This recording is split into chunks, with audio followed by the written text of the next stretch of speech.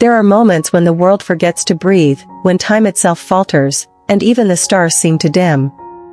This was one of those moments. The golden age of cinema has lost its final flame. Diane Keaton, the woman who made imperfection luminous, who taught the world that truth could be beautiful, has left us. At 79 years old, in the stillness of her California home, she exhaled her final breath, quietly, gracefully, like the closing line of a poem only she could write. The world froze. Because how do you say goodbye to a woman who made you feel when you thought you were numb? How do you mourn someone who taught you that broken hearts could still shine?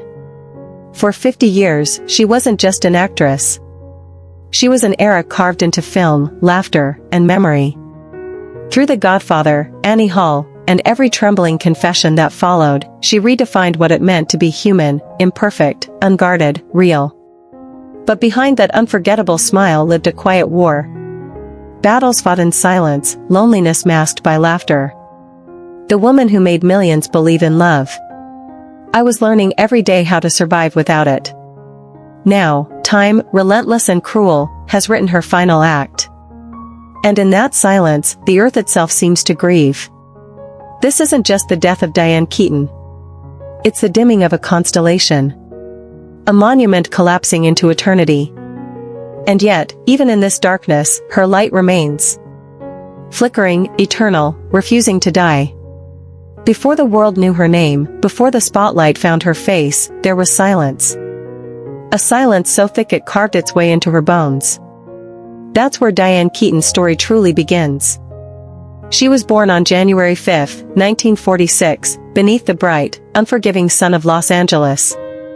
A city built on dreams, glitter, and the art of pretending everything's fine. Her father, Jack Hall, believed in order, discipline, and quiet love.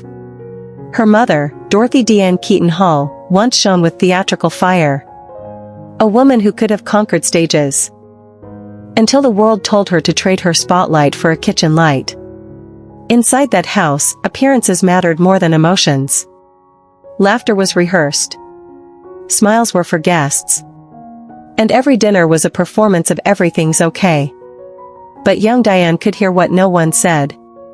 The sound of dreams suffocating behind polite silence.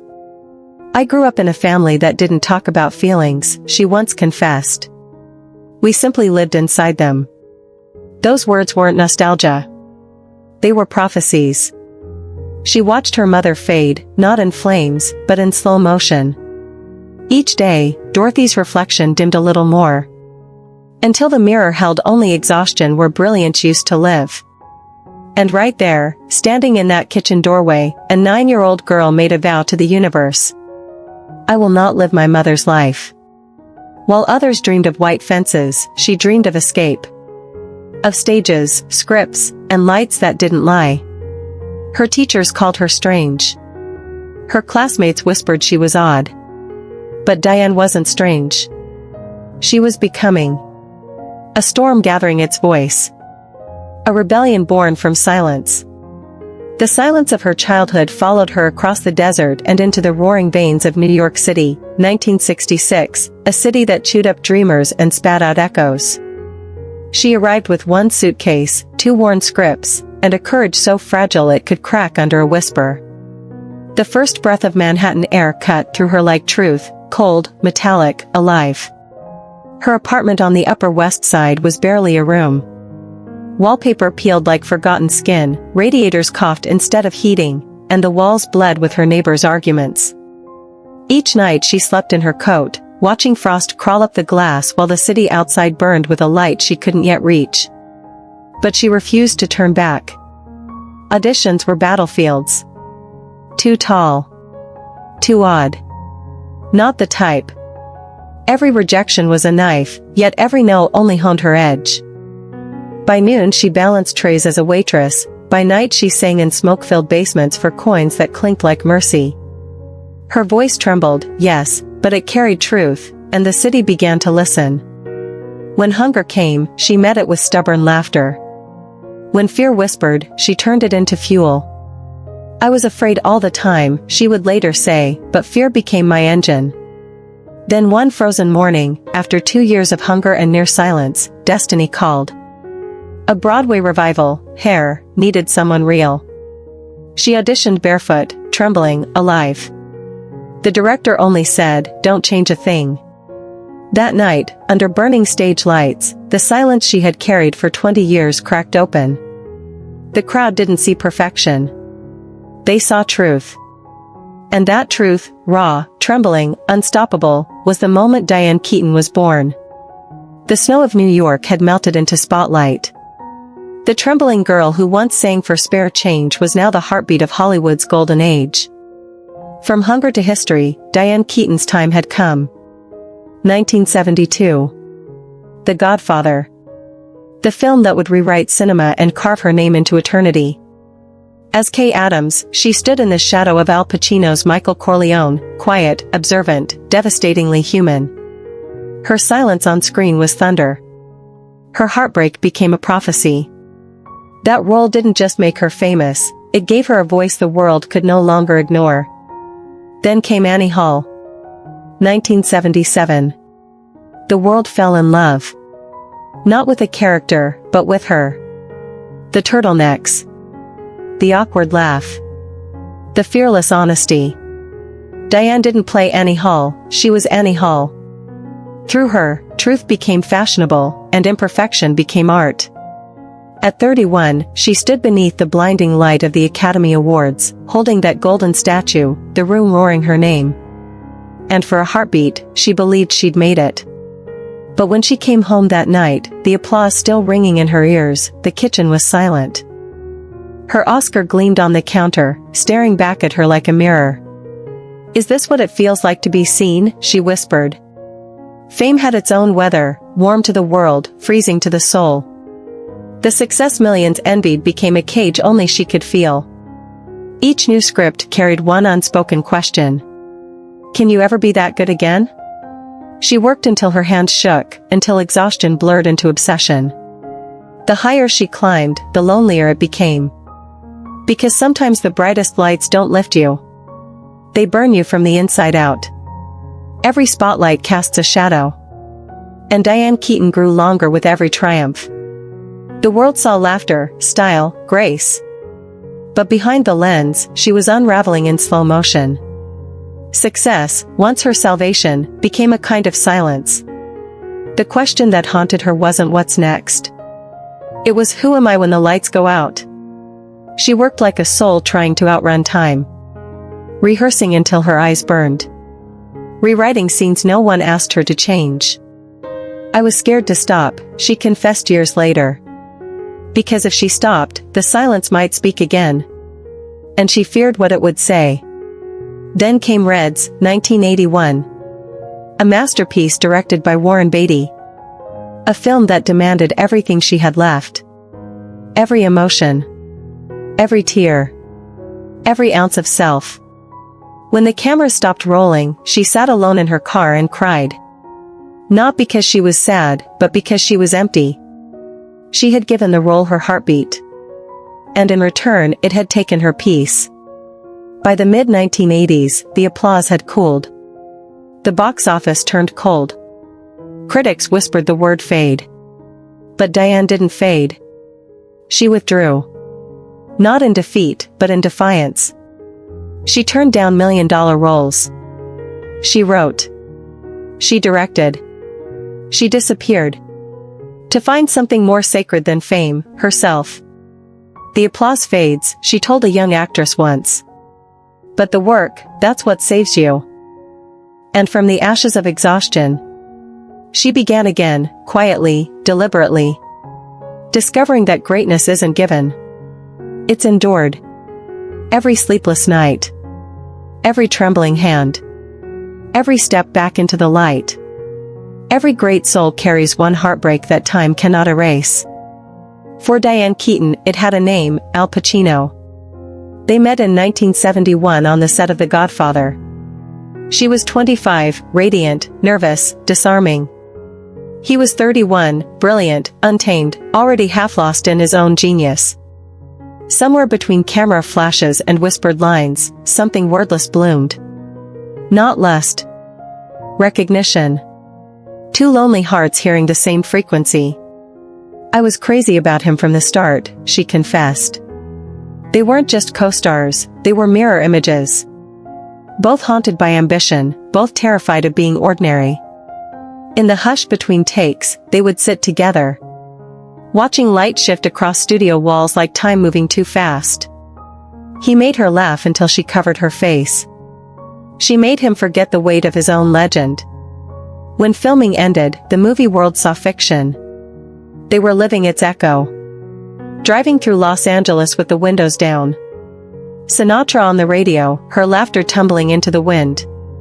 He cooked pasta in a too-small kitchen. She made tea. And for a moment, the universe was merciful. But love has its own gravity. Al Pacino was a man born for distance. Commitment felt like captivity. I avoid doors that might lead to pain, he'd say. And Diane, all heart, all courage, walked through those doors anyway.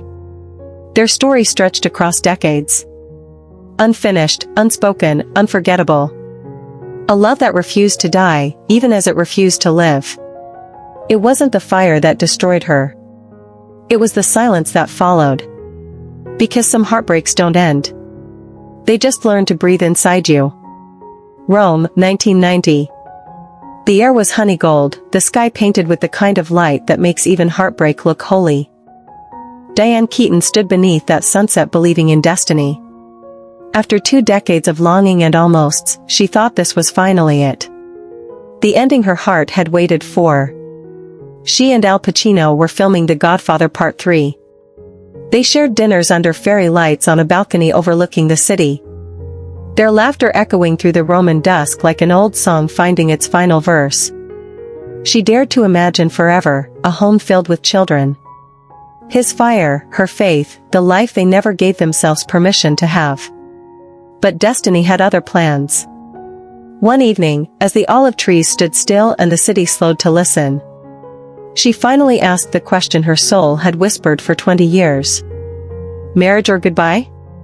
No anger. No plea. Just surrender. Her voice trembled, not from fear, but from exhaustion. He looked at her, then away. No words. Just silence, soft, merciless, final. And that silence said everything. She packed quietly before dawn, folding her dreams into her suitcase. When the plane lifted off, Rome shimmered below like a memory she could never return to. The seat beside her was empty, had always been empty, and now it always would be. Days later, the phone rang. Her father had collapsed, a brain tumor. 2 heartbreaks arrived hand in hand, each stripping her bare. I broke then, she said years later. Not loudly. Just quietly broke. And in that breaking, something inside her died. But another part began to awaken. The part that learns that love, when it leaves, still lingers like prayer. Grief doesn't knock. It breaks the door. Within weeks, Diane Keaton lost both the man she loved and the father who grounded her. Life, merciless in its timing, had taken everything that steadied her, leaving her in rooms that echoed with the sound of absence. Hospitals became her second home. Machines hummed like false hope. She held her father's hand, whispering, "Don't go yet, Dad. I'm not ready." But death does not wait for permission. When he left, the world dimmed again, not like nightfall, but like the sun forgetting to rise. Jack Hall had been her compass. The quiet believer in her when she doubted herself. The man who never asked her to be smaller, softer, or easier to love. When he died, she didn't just lose a parent.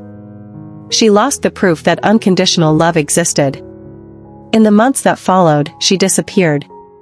Friends stopped calling. She stopped answering. Her laughter, once the sound of joy, became a ghost that haunted her house. I broke then, she would later admit. Not loudly. Just quietly broke. She moved through her days like a shadow. Making tea she forgot to drink, leaving lights on in empty rooms. As if waiting for love to find its way back.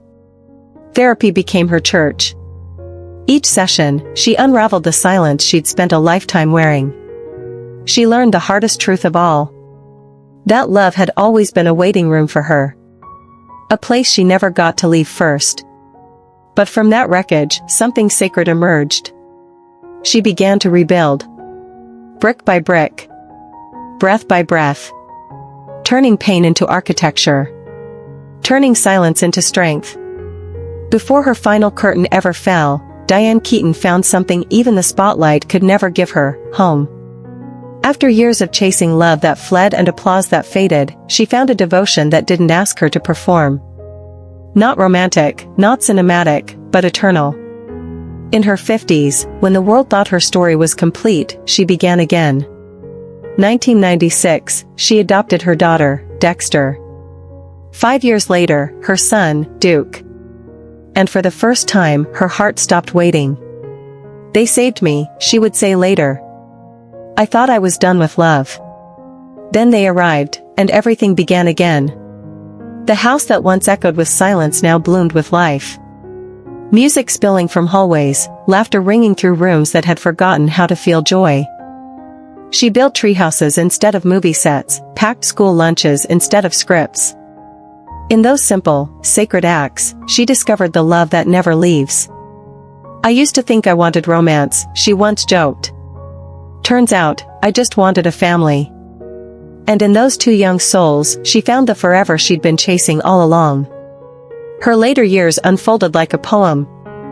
Quiet mornings in her Brentwood garden, barefoot among lavender and sunlight.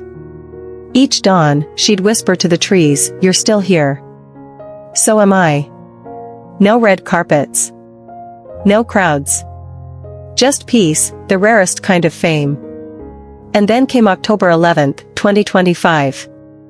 The California sun rose gently through her window. A cup of tea is still warm. A journal is still open. Her daughter found her in her favorite chair, eyes half closed, face turned to the light. No struggle. No sound. Just a breath that slipped softly into eternity. When the news broke, time seemed to stop.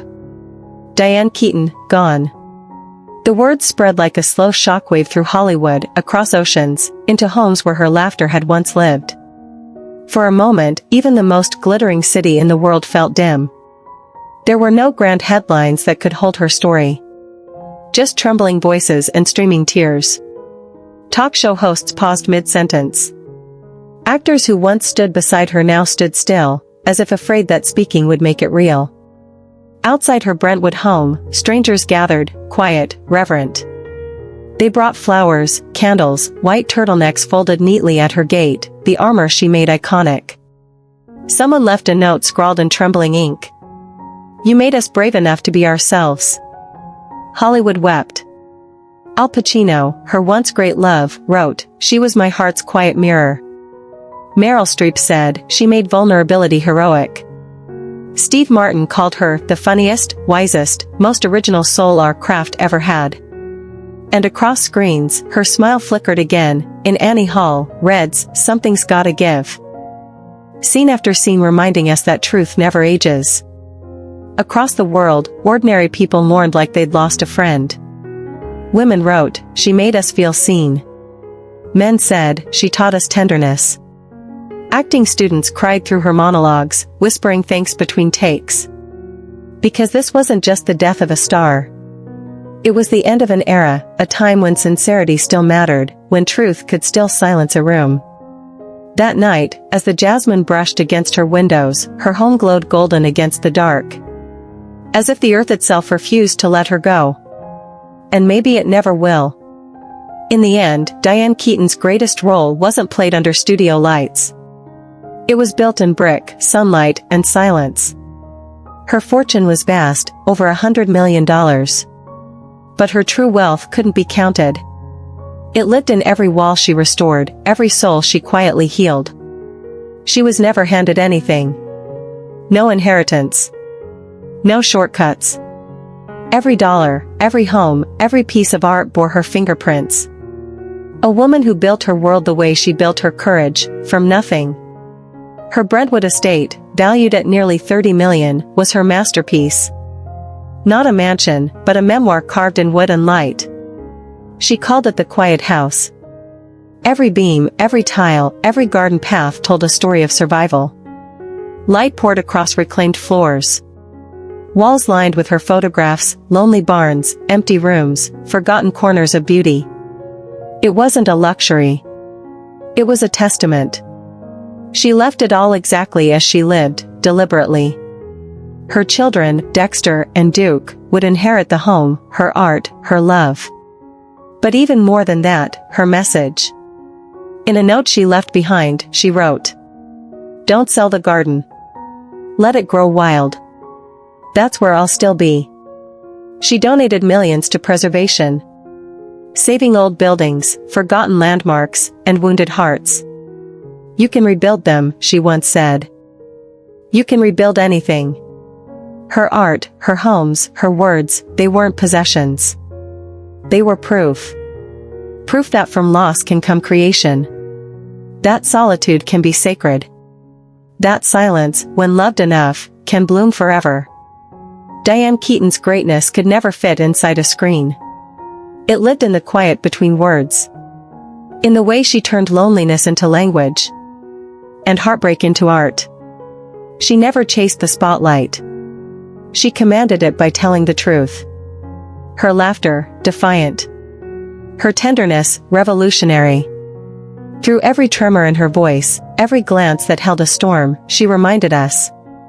Being human is enough. To millions, she was not a star, she was a mirror. She showed us our flaws and made them holy. She taught women that strength could wear gentleness. She taught men that vulnerability was not weakness. And to all of us, she whispered the same secret. That even silence can speak if you listen hard enough. Her generosity ran deeper than wealth. She gave to heal, not to be seen. She preserved old buildings, forgotten stories, and broken hearts. "Preserve what's good," she once said. Whether it's a house, a memory, or a person. Her legacy isn't marble or gold, it's permission. Permission to be unpolished. To keep trying. To keep loving. Somewhere tonight, the California wind moves softly through her garden.